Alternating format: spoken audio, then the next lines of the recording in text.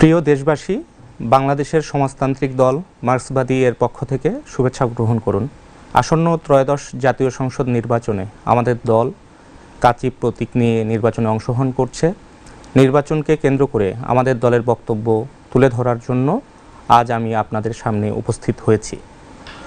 বিগত 3টি জাতীয় সংসদ নির্বাচনে মানুষ ভোট দিতে পারেনি। নির্বাচনের নামে প্রহসন অনুষ্ঠিত হয়েছে।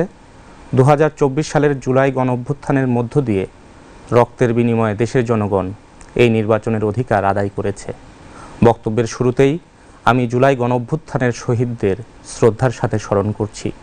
একই সাথে স্মরণ করছি মহান মুক্তিযুদ্ধ সহ এদেশের গণ আন্দোলনগুলোতে যারা প্রাণ দিয়েছিলেন তাদের সকলকে। মজলুম জননেতা মাওলানা ভাসানী বলেছিলেন, রাজনীতি হলো একটি মহৎ কর্মপ্রয়াস, যার লক্ষ্য সমাজ হতে অন্যায়, অত্যাচার, শোষণ ও নির্যাতনের অবসান ঘটানো। পাকিস্তান পর্বে উপনিবেশ বিরোধী লড়াইয়ের মধ্যে দিয়ে জাতি গঠনের বিরাট সংগ্রামে আপসীর নেতৃত্বে ছিলেন মাওলানা ভাসানী। তিনি প্রথম প্রকাশ্য জনসভায় স্বাধীন বাংলাদেশের ঘোষণা দিয়েছিলেন। তিনি ছিলেন প্রকৃত অর্থেই সাম্রাজ্যবাদ বিরোধী, বামপন্থার প্রতি শ্রদ্ধাশীল ও বামপন্থীদের বন্ধু।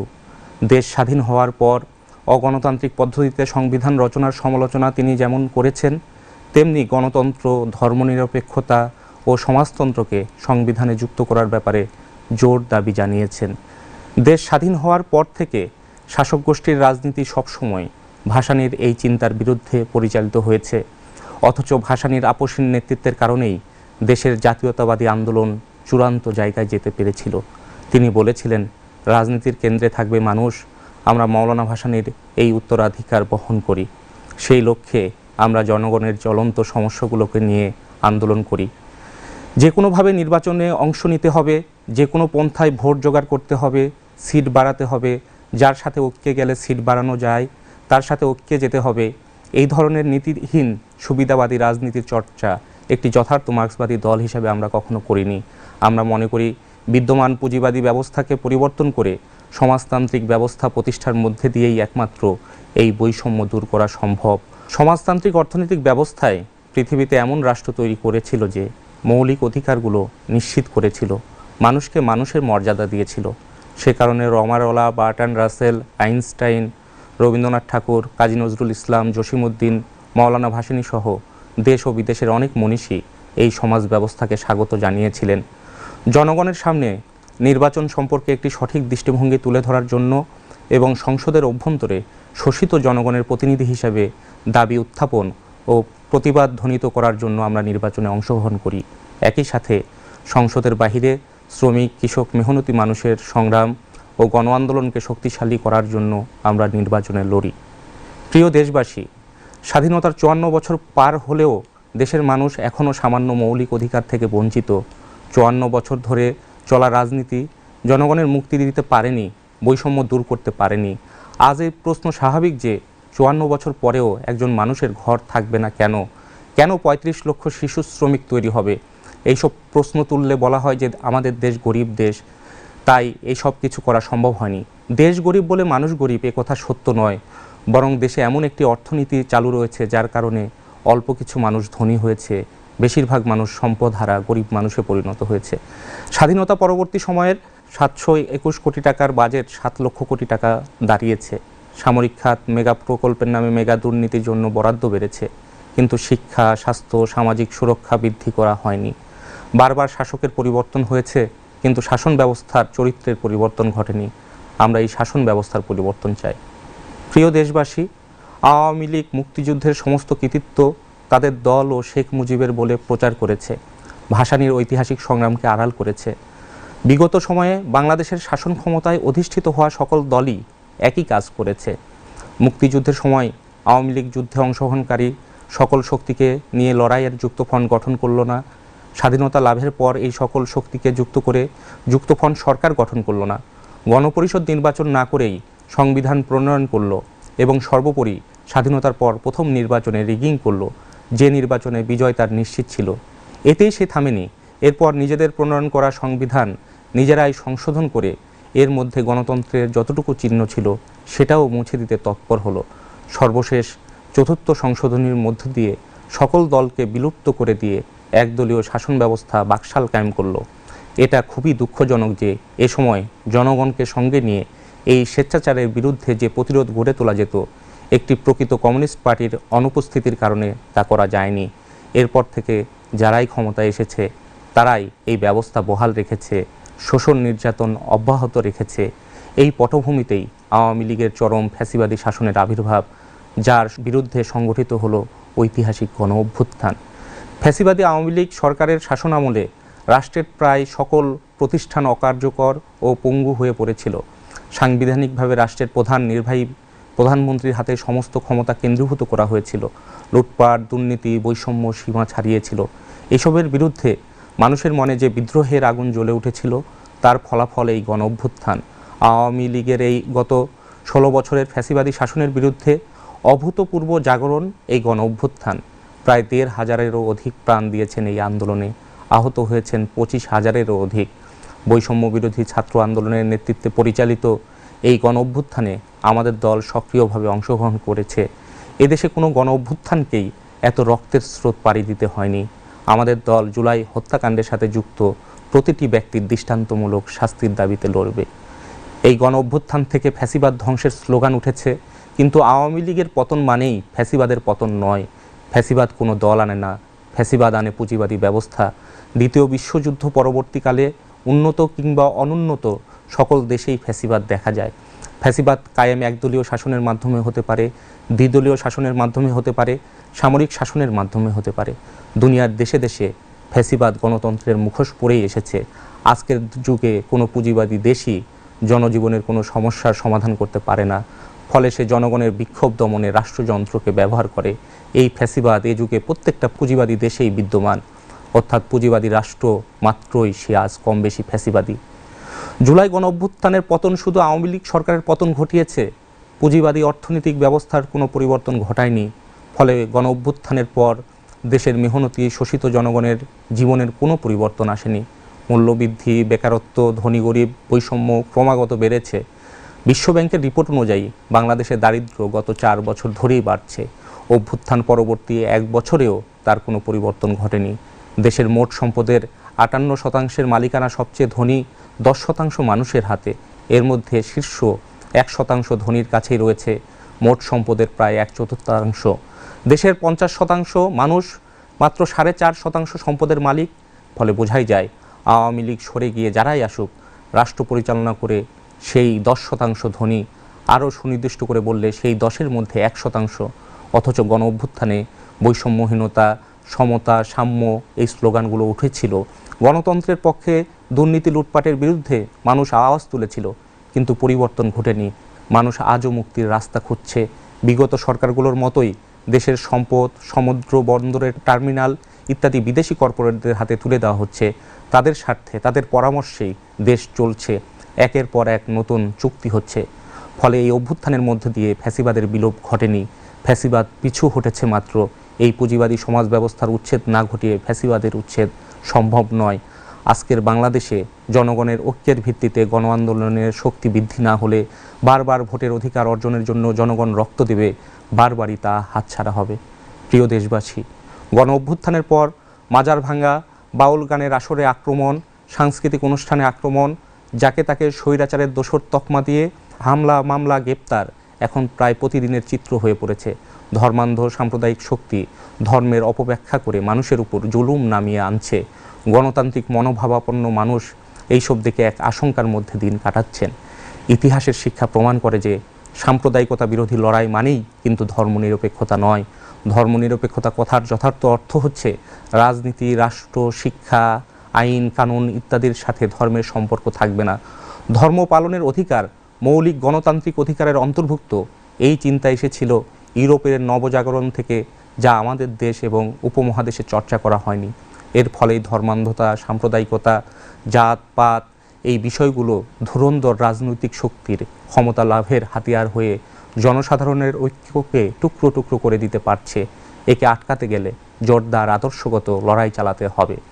গরিব মেহনতি মানুষের উপর যে একের পর এক অর্থনৈতিক ও সাংস্কৃতিক আক্রমণ আসছে, এর বিরুদ্ধে লড়াইকে সাম্প্রদায়িকতা বিরোধী আদর্শিক লড়াইয়ের সাথে যুক্ত করতে হবে। জনগণকে সংগঠিত করে ক্রমাগত এই অর্থনৈতিক আক্রমণের বিরুদ্ধে আন্দোলন গড়ে তুলতে হবে। শুধু কনভেনশন, মিছিল, মিটিং এই ধরনের কর্মসূচি দিয়ে এই আক্রমণ রোখা যাবে না।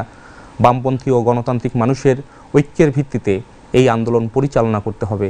একটা গণতান্ত্রিক বিপ্লবের মধ্যে দিয়ে স্বাধীনতাপ্রাপ্ত দেশের শাসক গোষ্ঠী সেই ভূখণ্ডের নানান জাতিসত্তা, ধর্ম, বর্ণ এইসবের মধ্যকার দ্বন্দ্বকে সমাধান করে জাতিকে ঐক্যবদ্ধ করার বদলে যদি ক্রমাগত বিভেদের চক্রান্ত করতে থাকে, তবে স্বাভাবিক নিয়মেই জাতিবিদ্বেষ, বর্ণবিদ্বেষ, সাম্প্রদায়িকতা এইসব কুৎসিত বিষয় জন্ম নেয় এবং যথার্থ অখণ্ড জাতি গড়ে ওঠে না। আজকের দিনে এটা একমাত্র সম্ভব রাজনৈতিক আন্দোলনের মধ্যে সমাজতান্ত্রিক মূল্যবোধ ও নৈতিকতার মর্মবস্তুকে যুক্ত করার মধ্য দিয়ে। বিগত সময়ে শাসন ক্ষমতা থাকা প্রত্যেক দলের সাথেই সাম্প্রদায়িক রাজনীতির সম্পর্ক গভীর। ভোটের রাজনীতি যারাই করেন এই কাজ তারা জেনে বুঝেই করেন। ফলে ভোটের মাধ্যমে সাম্প্রদায়িকতাকে নির্মূল করা যাবে না। সাম্প্রদায়িকতাকে মোকাবেলা করতে হবে আদর্শিক ও রাজনৈতিকভাবে। বাংলাদেশের জন্মলগ্ন থেকেই দুনিয়ার বিভিন্ন সাম্রাজ্যবাদী শক্তি যেমন ভারত, মার্কিন যুক্তরাষ্ট্র ও ইউরোপীয় দেশগুলো এবং পরবর্তীকালে চীন, রাশিয়া, জাপান ইত্যাদি দেশগুলো তাদের বাজার সম্প্রসারণের লক্ষ্যে এদেশের রাজনৈতিক সার্বভৌমত্বের উপর বারংবার হস্তক্ষেপ করেছে। বিগত সময়ে ভারতসহ সাম্রাজ্যবাদী দেশগুলোর কাছে আওয়ামী লীগের নতজানু পররাষ্ট্রনীতি আমরা দেখেছি। গণ অভ্যুত্থানের পর আমরা এমন একটা সরকার প্রত্যাশা করেছিলাম যে সরকার সকল ধরনের বৈদেশিক সম্পর্কের ক্ষেত্রে দেশের স্বার্থ ও সার্বভৌমত্বকে অগ্রাধিকার দেবে। আমাদের দল মনে করে সব রকম সাম্রাজ্যবাদী আগ্রাসনের বিরুদ্ধে জোরালো প্রতিবাদ ও প্রতিরোধ গড়ে তোলা উচিত। দেশকে কোনোভাবেই জিম্মি রাখা যাবে না। দেশের সার্বভৌমত্ব অক্ষুণ্ণ রাখা সরকারের অবশ্য কর্তব্য। প্রিয় দেশবাসী, জুলাই সনদ প্রসঙ্গে আমরা নীতিগতভাবে গণভোটকে সমর্থন করেছিলাম, কিন্তু পরবর্তীতে জাতীয় ঐকমত্য কমিশন যেভাবে সাংবিধানিক সংস্কারগুলোকে 4টি প্রশ্নের একটি প্যাকেজের মধ্যে এনে পুরো প্যাকেজের উপরেই হা না ভোটের সিদ্ধান্ত নেয়, যা পুরোপুরি অগণতান্ত্রিক। কেউ 4টি প্রশ্নে উল্লেখিত পয়েন্টের অনেকগুলোর সাথে একমত, আবার অনেকগুলোর সাথে দ্বিমত থাকতে পারেন। সবগুলোর সাথে একমত, কিন্তু কোনো একটা প্রস্তাবের সাথে দ্বিমত হলেও যে কোনো মানুষের সেই মত প্রকাশের অধিকার আছে, কিন্তু এই গণভোটে তাকে সেই সুযোগ দেওয়া হয়নি। ফলে যে প্রক্রিয়ায় এই গণভোটের আয়োজন করা হচ্ছে সেই প্রক্রিয়াকে আমরা সঠিক মনে করি না। এতে মানুষের মতামতের যথার্থ প্রতিফলন ঘটবে না। প্রিয় দেশবাসী, যে ফ্যাসিবাদী শাসন গত 15 বছর ধরে আওয়ামী লীগ সরকার চালিয়েছে তা থেকে মুক্তির জন্য জনগণ এই নির্বাচনের দিকে তাকিয়ে আছে ঠিক, কিন্তু এও ঠিক যে নির্বাচনের মাধ্যমেই এই আকাঙ্ক্ষিত মুক্তি আসবে না। দুঃশাসন থেকে মুক্তি পাওয়ার জন্যই মানুষ 2008 সালে বিপুল ভোটে আওয়ামী লীগকে বিজয়ী করেছিল, কিন্তু মুক্তি আসেনি। তার পরিবর্তে আরও বড় দুঃশাসন মানুষের উপর চেপে বসেছে। তাই মুক্তি পেতে শুধু ভোট নয়, সমাজের বিভিন্ন শ্রেণী ও পেশার মানুষকে নিজ নিজ জায়গা থেকে ঐক্যবদ্ধ হয়ে জনজীবনের বিভিন্ন জ্বলন্ত সমস্যা সমাধানের দাবিতে গণ আন্দোলন গড়ে তুলতে হবে। আন্দোলনই একমাত্র গ্যারান্টি, কোনো দল গ্যারান্টি নয়। জনতা আন্দোলনমুখী হলে কোনো অন্যায় সিদ্ধান্ত তাদের উপর জোর করে চাপিয়ে দেওয়া যায় না। এই গণ আন্দোলন গড়ে তোলার লক্ষ্যেই আমরা নির্বাচনে লড়ব। আমাদের জয় কিংবা পরাজয়, গণসংযোগ থেকে শুরু করে নির্বাচনী মিছিল, মিটিং সব কিছুই ভবিষ্যতের গণ আন্দোলনের ভূমিকা রাখবে। আমাদের দল গরিব মানুষের। আমরা শিল্পপতি, বড় ব্যবসায়ী, কালোবাজারি, ব্যাংক লুটেরাদের টাকা নিয়ে দল পরিচালনা করি না। আমাদের দলের কর্মীরা ঘরে ঘরে, দোকানপাটে, অফিস আদালতে, বাজারে গিয়ে সাধারণ মানুষের কাছ থেকে চাঁদা সংগ্রহ করে। এ টাকা দিয়েই বিভিন্ন আন্দোলন, নির্বাচন ও অন্যান্য নিয়মিত কর্মকাণ্ড পরিচালনা করা হয়। নির্বাচনী প্রচারের সময়কালেও আমাদের দলের সদস্য, সমর্থক, শুভানুধ্যায়ী ও জনগণের নিকট থেকে নির্বাচনী ব্যয়ের অর্থ সংগ্রহ করব। লক্ষ লক্ষ পোস্টার ছাপিয়ে, বিলবোর্ড বসিয়ে প্রচার করার সামর্থ্য আমাদের নেই। আপনাদের কাছে আমাদের অনুরোধ, আমাদের বক্তব্যের আবেদন যদি আপনাদের কিছুটাও স্পর্শ করে, তবে নিজেরাই এলাকায় এলাকায় এই উদ্যোগ নেবেন, আমাদের বক্তব্য পৌঁছে দেওয়ার দায়িত্ব নেবেন। মিথ্যা প্রতিশ্রুতি দেওয়া, লোভ দেখানো, ভোট কেনাবেচার রাজনীতি আমাদের দল করে না। গরিব, অত্যাচারিত মানুষের স্বার্থে বৈপ্লবিক সংগ্রামী আদর্শ, উন্নত রুচি ও সংস্কৃতির ভিত্তিতেই আমাদের দল কাজ করে, তা আপনারা জানেন। গণ আন্দোলনের শক্তি হিসেবে, নীতি মূল্যবোধহীন রাজনীতির বিপরীতে একটি আদর্শবাদী শক্তি হিসেবে আমাদেরকে শক্তিশালী করুন। নির্বাচনকে টাকা, পেশি শক্তি ও বড় বড় মিডিয়ার হাতে আপনারা ছেড়ে দিবেন না। আপনাদের সমর্থন ও সহযোগিতায় আমাদের আন্দোলনের শক্তি গড়ে উঠতে ও বিকশিত হতে সাহায্য করবে। আমরা যে সকল দাবিগুলো নিয়ে সংসদের ভেতরে এবং রাজপথে লড়াই করব, সেগুলো আপনাদের সামনে আমি সংক্ষেপে তুলে ধরছি। জুলাই হত্যাকাণ্ডের সাথে যুক্ত প্রতিটি ব্যক্তিকে বিচারের আওতায় আনা হবে এবং তাদের দৃষ্টান্তমূলক শাস্তির ব্যবস্থা করা হবে। জনগণের মৌলিক অধিকার নিশ্চিত করা হবে। অন্ন, বস্ত্র, বাসস্থান, চিকিৎসা, শিক্ষা ও কাজ এগুলো মানুষের মৌলিক মানবিক অধিকার। এগুলো শর্তহীনভাবে রাষ্ট্রকেই নিশ্চিত করতে হবে। জাতীয় ঐকমত্য কমিশনের আলোচনায় এই বিষয়টি আমরা বারবার তুলে ধরেছি। সংবিধান সংস্কার কমিশনের প্রস্তাবনায় এই ব্যাপারে শর্তযুক্ত করা হয়েছিল যে রাষ্ট্রের সম্পদের প্রাপ্যতা সাপেক্ষে এই অধিকারগুলো নিশ্চিত করা হবে। আমরা এর বিরোধিতা করেছি। পরবর্তীতে ঐকমত্য কমিশনে এর সুনির্দিষ্টতা আরও কমানো হলো। তখন আমরা এ ব্যাপারে নোট অফ ডিসেন্ট প্রদান করেছি। এলাকা অনুযায়ী দারিদ্র্য সীমা নির্ধারণ করা ও দারিদ্র্য সীমার নিচের সকল মানুষের জন্য সামরিক বাহিনীর রেটে পূর্ণ রেশনিং চালু করা। চাল, ডাল, আটা ও তেলসহ নিত্য প্রয়োজনীয় পণ্যের রাষ্ট্রীয় বাণিজ্য চালু ও ন্যায্য মূল্যের দোকান খোলা। ধীরে ধীরে সমগ্র খাদ্য বাণিজ্যকে রাষ্ট্রের আওতায় নিয়ে আসা। বয়স্ক, দুস্থ, অনাথ ও এতিম শিশু, পঙ্গু ও প্রতিবন্ধীদের রাষ্ট্রীয় দায়িত্ব নেওয়া। বেকারদের কাজের ব্যবস্থা করা। কাজে সক্ষম বেকারদের বেকার ভাতা প্রদান। পুনর্বাসন ছাড়া রিকশা, হকার ও বস্তি উচ্ছেদ বন্ধ করা। সরকারি খাস জমি প্রকৃত ভূমিহীনদের মাঝে বরাদ্দ দেওয়া। বেদখলকৃত জমি ও দুর্নীতিবাজদের জমি সম্পত্তি উদ্ধার করা। শহরে খাস জমিতে স্বল্প মূল্যে ঘর নির্মাণ এবং বস্তিবাসী সহ নিম্ন আয়ের মানুষদের কাছে কিস্তিতে হস্তান্তর করা, ভাড়া দেওয়া। ঢাকা সহ সব বড় শহরে জমির সিলিং ঘোষণা, বাড়ি ভাড়া, গাড়ি ভাড়া সুনির্দিষ্ট করা। নাগরিকদের জন্য বিনামূল্যে সকল ধরনের চিকিৎসা নিশ্চিত করা। প্রতিটি নাগরিককে হেলথ কার্ড প্রদান করা ও প্রতিটি ওয়ার্ডে হেলথ সেন্টার চালু করা। রাষ্ট্রীয় উদ্যোগে স্নাতক পর্যন্ত বিনামূল্যে শিক্ষার ব্যবস্থা করা। কৃষি ও কৃষক। জাতীয় বাজেটের কৃষি খাতে উন্নয়ন বাজেটের 40% বরাদ্দ দেওয়া। কৃষি ফসলের ন্যায্য মূল্য নিশ্চিত করা। সব বড় হাট বাজারে সরকারি ক্রয় কেন্দ্র চালু করা, যাতে ফসল উঠানোর সাথে সাথে খোদ কৃষকের কাছ থেকে ন্যায্য দামে ফসল ক্রয় ও সংগ্রহ করা যায়। বিএডিসিকে কার্যকর ও দুর্নীতিমুক্ত করে তৃণমূল পর্যায়ে বিস্তৃত করা। কৃষিতে ভর্তুকি প্রদান, সার, বীজ, কীটনাশক সহ কৃষি উপকরণ ন্যায্য মূল্যে সময় মতো সরবরাহ করা। নামমাত্র সুদে ফসলি ঋণ ও শস্য বীমার মাধ্যমে আবাদে ক্ষতিগ্রস্ত কৃষকদের ক্ষতিপূরণের বিধান চালু করা। আলু, পেঁয়াজ, মরিচ সহ সকল পচনশীল সবজি সংরক্ষণের জন্য সরকারি বিশেষায়িত হিমাগার নির্মাণ ও আলুর হিমাগার ভাড়া 100 টাকা নির্ধারণ করা। শিল্প কৃষিতে WTO, বিশ্বব্যাংক, IMF সহ সকল বিদেশি হস্তক্ষেপ বন্ধ করা। জীববৈচিত্র্য ও পরিবেশ ধ্বংসকারী কীটনাশক ও প্রযুক্তির অনুপ্রবেশ রোধ করা। শিল্প ও শ্রমিকদের জন্য শ্রমিক কর্মচারীদের মনুষ্যচ্যুত ন্যূনতম মজুরি আইন করে ঘোষণা করা। প্রতি বছর জাতীয় ন্যূনতম মজুরি ঘোষণা করা। সকল সরকারি বেসরকারি শিক্ষা শিল্প প্রতিষ্ঠানের শ্রমিক কর্মচারীদের নিয়োগপত্র, চাকুরির বিধিমালা প্রণয়ন ও ILO সনদ মোতাবেক ট্রেড ইউনিয়ন অধিকার সহ সকল সুবিধাদি নিশ্চিত করা। ইপিজেডের নামে জাতীয় স্বার্থ শ্রমিক স্বার্থ বিরোধী আইন বিধি বাতিল করা। শিশু শ্রম বন্ধ করা। শিল্পাঞ্চলের শ্রমিক কলোনি, শিক্ষা প্রতিষ্ঠান, স্বাস্থ্য ও শিশু পরিচর্যা কেন্দ্র খোলা। গার্মেন্টস ফ্যাক্টরিগুলোতে বাধ্যতামূলকভাবে ডে কেয়ার সেন্টার চালু করা। রাষ্ট্রায়ত্ত শিল্প প্রতিষ্ঠানের বিরাষ্ট্রীয়করণ বন্ধ করা। অতীতে বিরাষ্ট্রীয়করণকৃত কারখানা ও বন্ধ হওয়া কারখানাগুলোর সকল দুর্নীতিমূলক কর্মকাণ্ডের তদন্ত ও বিচার করা। শ্রমিক কর্মচারীদের পুনর্বাসন ছাড়া কারখানা শিল্প প্রতিষ্ঠান বন্ধ না করা। জাতীয় ন্যূনতম মজুরি 25,000 টাকা ও গার্মেন্টস শ্রমিকদের ন্যূনতম মজুরি 30,000 টাকা বাস্তবায়ন করা। দুর্ঘটনায় নিহত শ্রমিকের পরিবারকে এক জীবনের আয়ের সমান ক্ষতিপূরণ নিশ্চিত করা। শ্রম সংস্কার কমিশনের প্রস্তাবনা সমূহ বাস্তবায়ন করা। প্রবাসী শ্রমিকদের নিরাপত্তা নিশ্চিত করা। প্রবাসে বাংলাদেশের দূতাবাসে যাতে শ্রমিকদের সকল রকম সমস্যা সমাধানের উদ্যোগ নেয় ও শ্রমিক বান্ধব হয় সেটা নিশ্চিত করা। সংসদের নারী আসনের সংখ্যা 100-তে উন্নীত করা ও নারী আসনের সরাসরি নির্বাচনের বিধান করা। ইউনিফর্ম সিভিল কোড ও স্বয়ংসম্পূর্ণ পারিবারিক আদালত চালু করা। সংরক্ষণ প্রত্যাহার সহ চিরসনদ বাস্তবায়ন করা। কর্মক্ষেত্রে নারী পুরুষের সমমজুরি ও সর্বক্ষেত্রে নারীর সমান অধিকার নিশ্চিত করা। ফতোয়াবাজির বিরুদ্ধে রাষ্ট্রীয় পদক্ষেপ নেওয়া। নারী ও শিশু পাচারকারী এবং নারীদের পতিতাবৃত্তিতে নিয়োগকারী ব্যক্তিদের দৃষ্টান্তমূলক শাস্তির বিধান করা। আর্থিক কারণে পতিতাবৃত্তিতে যুক্ত নারীদের পুনর্বাসনের ব্যবস্থা করা।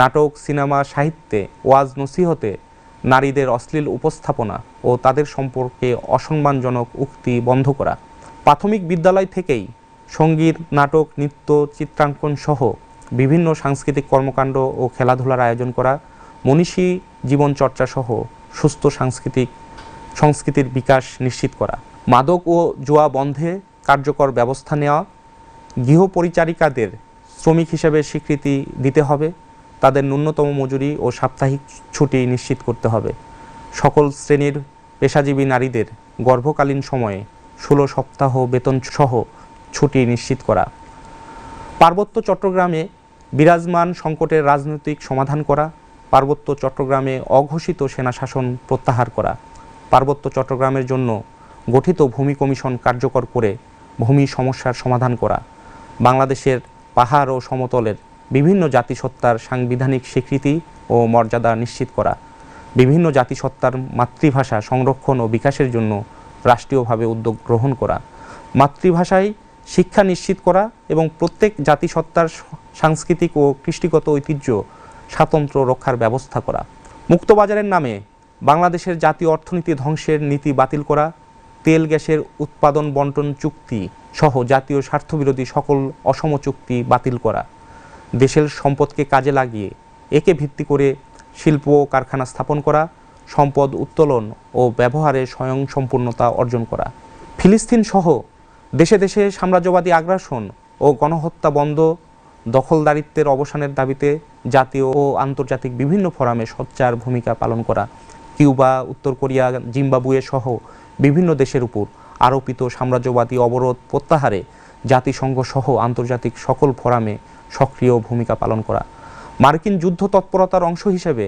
বাংলাদেশকে ব্যবহারের ষড়যন্ত্র বন্ধ করা, বাংলাদেশের অভ্যন্তরীণ বিষয়ে আমেরিকা, ভারত, রাশিয়া, চীন সহ সাম্রাজ্যবাদী দেশগুলোর হস্তক্ষেপ বন্ধ করা, সাম্রাজ্যবাদী কোনো যুদ্ধ জোটে যোগ না দেওয়া, সাম্রাজ্যবাদী ভারত কর্তৃক সীমান্ত হত্যা বন্ধে কার্যকর উদ্যোগ নেওয়া, ভারত থেকে গঙ্গা, তিস্তা সহ অভিন্ন নদীর পানির ন্যায্য হিস্সা আদায় করা, ভারতের আন্তঃনদী সংযোগ প্রকল্পের নামে ব্রহ্মপুত্রের পানি অপসারণের বিরুদ্ধে ব্যবস্থা গ্রহণ করা, ভারতের সাম্রাজ্যবাদী আগ্রাসী নীতির বিরুদ্ধে ভারতের সাম্রাজ্যবাদ বিরোধী জনগণ ও শক্তির সাথে বন্ধুত্বপূর্ণ সম্পর্ক গড়ে তোলার উদ্যোগ নেওয়া, বিদেশি বিনিয়োগের নামে সাম্রাজ্যবাদী বহুজাতিক কোম্পানির লুটপাট বন্ধ করার জন্য পদক্ষেপ নেওয়া, জাতীয় স্বার্থবিরোধী শর্তযুক্ত বিদেশি ঋণ অনুদান গ্রহণ বন্ধ করা। এইসব দাবিসমূহ বাস্তবায়ন ও শোষণমুক্ত সমাজ প্রতিষ্ঠার লক্ষ্যে সংসদের ভেতরে ও বাহিরে লড়াই জোরদার করার জন্য আসন্ন ত্রয়োদশ জাতীয় সংসদ নির্বাচনে বাংলাদেশের সমাজতান্ত্রিক দল মার্ক্সবাদী এর প্রার্থীদের কাচি মার্কায় ভোট দেওয়ার জন্য দেশবাসীর প্রতি উদাত্ত আহ্বান জানাচ্ছি। যে সকল জায়গায় আমাদের প্রার্থী নেই সে সকল আসনে গণতান্ত্রিক যুক্তফ্রন্ট, বামপন্থী, প্রগতিশীল প্রার্থীদের নির্বাচিত করার আহ্বান জানাই। আশা করি আপনাদের সহযোগিতা ও সমর্থন আমরা পাব। আপনাদেরকে পুনরায় শুভেচ্ছা জানিয়ে বক্তব্য শেষ করছি।